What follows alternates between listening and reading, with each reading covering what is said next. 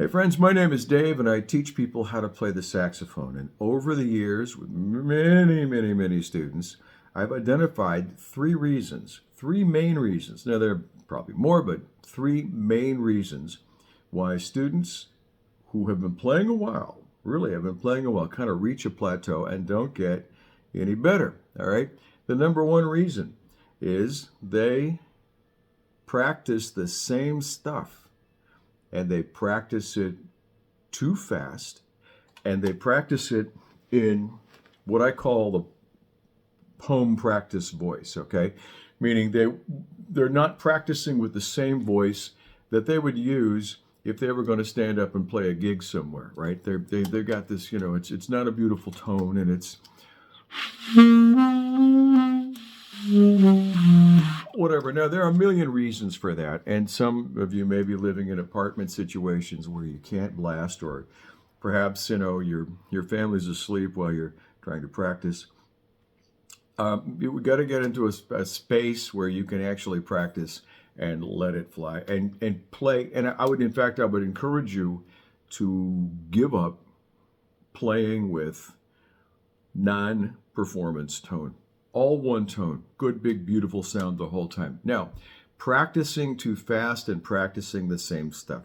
Why do we do that? Well, maybe it's ego. Maybe we want the people who are listening to us to not hear that we don't, maybe we're faltering and not playing well on some things, but that's exactly where you want to be when you're practicing. Now, slow. I mean, if Chick Corea taught us anything, and there are people that, played this, but I think Eric Marienthal might have come up with this in an interview that I listened to. Eric Marienthal played alto sax with the Electric Band for, I think, 30 plus years. Eric Marienthal, check him out.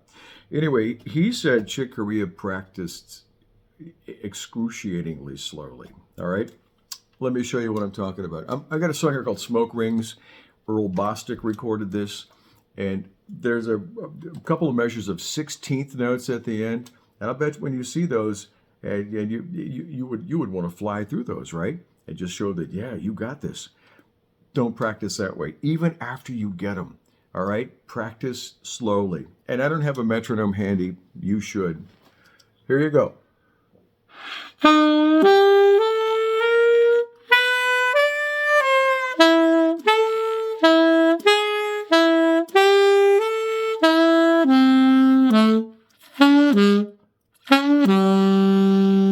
I would even go slower. I mean, excruciatingly slow.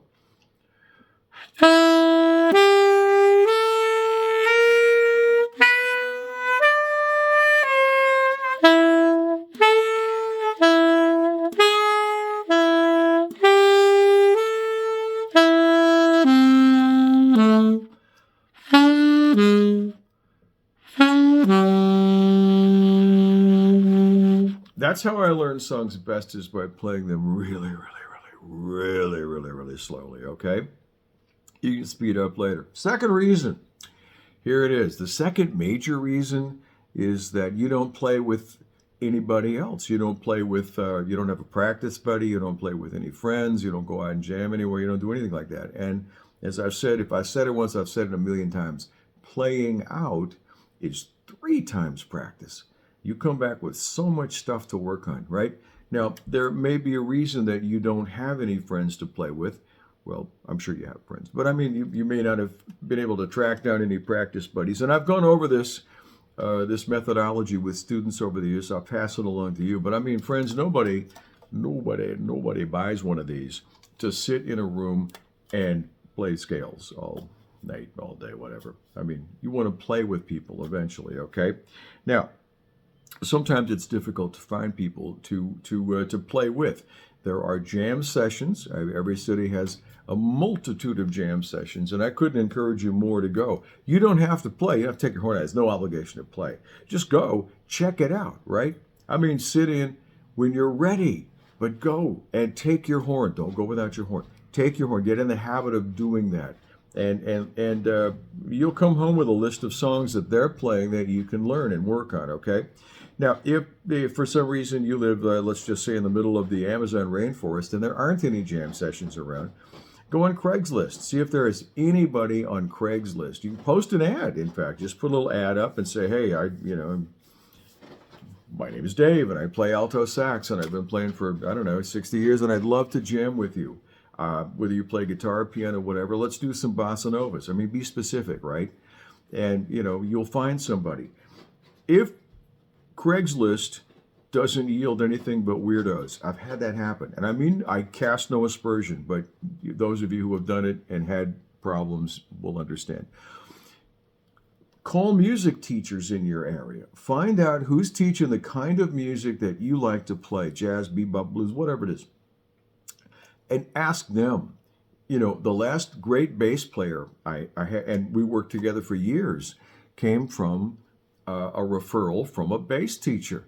I found a guy, sent him a note, said, do you have any students who are ready and would like to do one-on-one jam session, or maybe even, find a drummer to go along with that. Whatever, keyboard player, whatever. Find a teacher in your area who could make a referral, who understand what you're doing, wants to, maybe get one of their students involved at that level as well, okay? So there's some ideas. Now, here's the third, this is the big one. This is the big one here, is that you have no idea how you sound. You don't really have anybody, no one's telling you how you're sounding, unless maybe, it's your family, and they may not be the most reliable judges of progress. How do you solve this problem? I know, where I'm going with this. You record yourself. And man, that is so difficult. And I don't know why it is, but you record yourself and you listen back to it. And I will say that I'm about the worst at doing this, okay? Listening back to myself in recording sessions, I have what we call red light fever. I don't really like to get into recording sessions. I don't enjoy them very much, so I don't take that work. I'm your live guy. But recording, the minute you put on those headphones and you've got that beautiful sound coming through the mic and you play something and you think, oh my, that stunk. Well, the same thing happens when you record yourself on your smartphone and you play back your practice session. You go, oh my God, it just is horrible. I can't believe I think I'm going to sell my horns. So don't do that. Here's how you approach yourself after you've recorded. All right, you record and you got to do this. Maybe let's get it on a schedule. How about one time a week? Not every time, but how about just like one time a week? You record yourself and you listen back objectively and you talk to yourself in the third person. In other words, what would you tell that person? What advice would you give that person who's recording you're listening to maybe improve, or maybe you don't have to improve. Maybe a little congratulations there. That's the idea, is not to listen and go, I am El Stinko, and what was I thinking? Picking up a saxophone. I think I'm going to get rid of this gear and get a ukulele. That's happened. I know someone who did that. So anyway, three reasons that, you're putting in the work, but you're not getting better, right? You shed the same stuff and you shed it way too fast. And you shed it in a tone that's not a performance tone. It's like kind of a mousy, sucked in tone, whatever. Number two, you don't play with anybody. You don't play with friends, practice buddies, band jams, whatever. And three, you have no idea what you're doing because you don't record yourself, and you don't hear the little glitches. And believe me, the recorder does not lie, but you don't have to beat yourself up. That's all I got. Questions? Please reach out. I'll put my email comment. I'll put my email contact in the comments below. Hope you're all doing well. Enjoy. Happy New Year. All that. Be good to each other. Play this thing every day, would you? All right. That's how you get better. Talk to you later. Thanks for being here.